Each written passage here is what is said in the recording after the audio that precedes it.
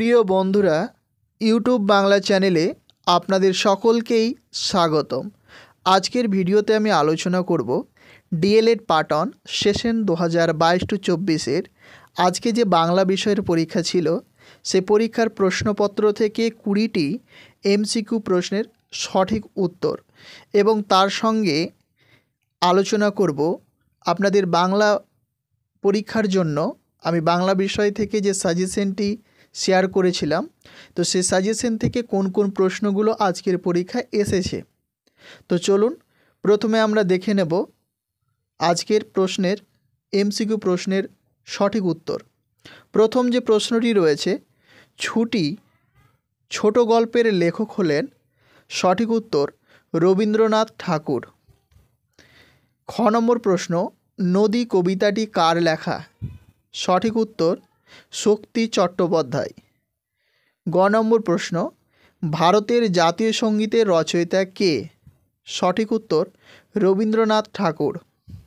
ঘ নম্বর প্রশ্ন, ভারতের জাতীয় পশু কি? সঠিক উত্তর বাঘ। ও নম্বর প্রশ্ন, আমার বাড়ির কাছে কবিতাটি কার লেখা? সঠিক উত্তর বিনয় মজুমদার।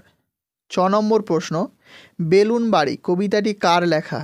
সঠিক উত্তর শঙ্খ ঘোষ। ছ নম্বর প্রশ্ন, বোকা কুমিরের গল্প কার লেখা? সঠিক উত্তর উপেন্দ্র কিশোর রায়চৌধুরী। পরের প্রশ্ন বর্গী জ, টিভি কোন ধরনের শিখন সহায়ক উপকরণ? সঠিক উত্তর শ্রবণ দর্শন ভিত্তিক। ঝ নম্বর প্রশ্ন, কৃতজ্ঞ শব্দের বিপরীত শব্দ হল কৃতঘ্ন। ইয় নম্বর প্রশ্ন, নিচের কোন বানানটি সঠিক? সঠিক উত্তর অপশন অ প্রতিদ্বন্দ্বিতা। অপশনটি সঠিক। পরের ট নম্বর প্রশ্ন, অগ্নি শব্দের সমার্থক শব্দ হল কৃষাণু। পরের প্রশ্ন ঠ, খোকনের প্রথম ছবি কার লেখা? সঠিক উত্তর বনফুল। ড নম্বর প্রশ্ন, কোন পদ্ধতিটি ব্যাকরণ পাঠের ক্ষেত্রে অত্যন্ত কার্যকরী? সঠিক উত্তর আরোহী পদ্ধতি। ড নম্বর প্রশ্ন, জাদু কাহিনী কার লেখা? সঠিক উত্তর অজিত কৃষ্ণ বসু। পরের প্রশ্ন, হাতের পাঁচ বাগধারার অর্থ হল? সঠিক উত্তর শেষ সম্বল। ত নম্বর প্রশ্ন, রাজহাঁসের ডিম আনার দায়িত্ব কে নিয়েছিল? সঠিক উত্তর প্যালা। থ নম্বর প্রশ্ন, বাংলা উপভাষার ভাগ কয়টি? সঠিক উত্তর 5টি। দ নম্বর প্রশ্ন, ভ্রাতা কী জাতীয় শব্দ? সঠিক উত্তর তৎসম। পরের প্রশ্ন ধ নম্বর, কোন প্রাণীর ডাককে রেশা বলা হয়? ঘোড়া। সঠিক উত্তর। দন্ত ন নম্বর প্রশ্ন, ছন্দের জাদুকর কে? সঠিক উত্তর সত্যেন্দ্রনাথ দত্ত। এবারে আমরা দেখে নেব 2 নম্বরে যে প্রশ্নগুলো রয়েছে। মোট 12টি প্রশ্ন থাকে, 10টি উত্তর লিখতে হয়, সেখানে 20 নম্বর রয়েছে।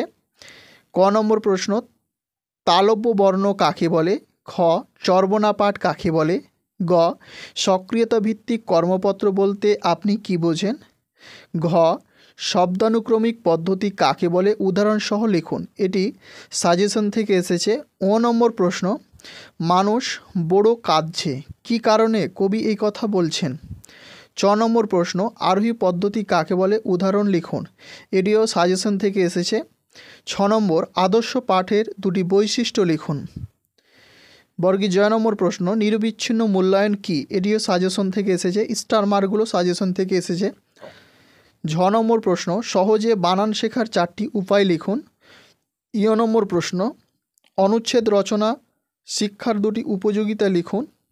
ট নম্বর প্রশ্ন, সৃজনাত্মক লিখন কেন অভ্যাস করা প্রয়োজন? ঠ নম্বর প্রশ্ন, স্বল্প মূল্যের শিক্ষণ সহায়ক উপকরণ ব্যবহারের 2টি উপযোগিতা লিখুন। এরপরে 7 নম্বরের জন্য যে 3টি প্রশ্ন থাকে, 2টি প্রশ্নের উত্তর লিখতে হয়, 14 নম্বর থাকে টোটাল। তো ক নম্বরে যে প্রশ্নটি রয়েছে ব্যাকরণ শিক্ষার গুরুত্ব ও প্রয়োজনীয়তা আলোচনা করুন। খ নম্বরে রয়েছে মাতৃভাষা শিক্ষাদানের দুটি পদ্ধতির নাম লিখুন, যে কোনো একটি পদ্ধতির দুটি সুবিধা ও দুটি অসুবিধা উল্লেখ করুন। এই প্রশ্নটিও কিন্তু আমার সাজেশন থেকে এসেছে। গ নম্বর যে প্রশ্নটি রয়েছে নীরব পাঠ কাকে বলে, এই পাঠের উদ্দেশ্য লিখুন। এটিও আমার সাজেশন থেকে এসেছে। তা সাজেশন থেকে আপনাদের যে 7 নম্বরে দুটি প্রশ্ন উত্তর লিখতে হবে, সেখানে দুটি আপনারা কমন পেয়েছেন। এরপরে 4 নম্বরে রয়েছে একটি প্রশ্নের উত্তর লিখতে হবে, দুটো প্রশ্ন থাকে, এখানে 16 নম্বর রয়েছে। তো ক নম্বর যে প্রশ্নটি রয়েছে পঞ্চম, ষষ্ঠ, সপ্তম শ্রেণীর অথবা যে কোনো একটি পাঠ একক অবলম্বনে একটি পূর্ণাঙ্গ পাঠ পরিকল্পনা প্রস্তুত করুন। এই প্রশ্নটি আমি সাজেশন দেওয়ার সময় বলে দিয়েছিলাম আপনাদের যে এই প্রশ্নটি 16 নম্বরের জন্য 100% থাকবে। অবশ্যই আপনারা প্রত্যেকে লিখতে পেরেছেন। এই প্রশ্নটি আমার সাজেশন থেকে এসেছে। খ নম্বরে যে প্রশ্নটি রয়েছে শিক্ষার মাধ্যম রূপে মাতৃভাষার গুরুত্ব আলোচনা করুন, মাতৃভাষা শিক্ষার লক্ষ্য উদ্দেশ্য বুঝিয়ে দিন। এই প্রশ্নটি আমি সাজেশনেও দিয়েছিলাম।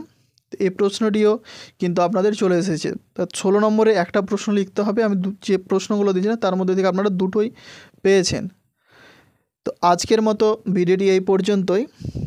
এর আগে আমি যে চাইল্ড স্টাডিজ বিষয় থেকে সাজেশন দিয়েছিলাম, আপনারা সেখানেও 7 নম্বর, 16 নম্বর এবং 2 নম্বরের প্রশ্ন কমন পেয়েছেন। আগামীকাল ইংলিশ যে পরীক্ষা রয়েছে, আশা রাখি সেখানেও আপনারা 7 এবং 16 নম্বরের সবগুলোই প্রশ্ন কমন পাবেন। তো আমি ইংলিশ বিষয় থেকে সাজেশন অলরেডি আপলোড করে রেখেছি, তার লিঙ্ক এই ভিডিও ডেসক্রিপশনে দিয়ে দেবো। আপনারা সেখান থেকে সেই ভিডিওগুলো যদি না দেখে থাকেন দেখে নিতে পারেন। আর এই ভিডিওগুলো আপনারা আপনাদের বন্ধুদের কাছে বেশি বেশি করে শেয়ার করে দিবেন, আপনাদের কলেজ গ্রুপে, হোয়াটসঅ্যাপ গ্রুপে, ফেসবুক গ্রুপে দিয়ে বন্ধুদের দেখার সুযোগ করে দিবেন। আর ভিডিওগুলো ভালো লাগলে অবশ্যই লাইক করবেন, আপনাদের মতামত কমেন্ট বক্সে জানাবেন। যারা পরবর্তীতে ডিএলএড করবে তাদেরকে অবশ্যই চ্যানেলটির কথা বলবেন, এটুকু আপনাদের আশা রাখছি। তো আজ এই পর্যন্তই, আবার দেখা হবে পরবর্তী ভিডিওতে। প্রত্যেকে আপনারা ভালো থাকুন, সুস্থ থাকুন, বাই।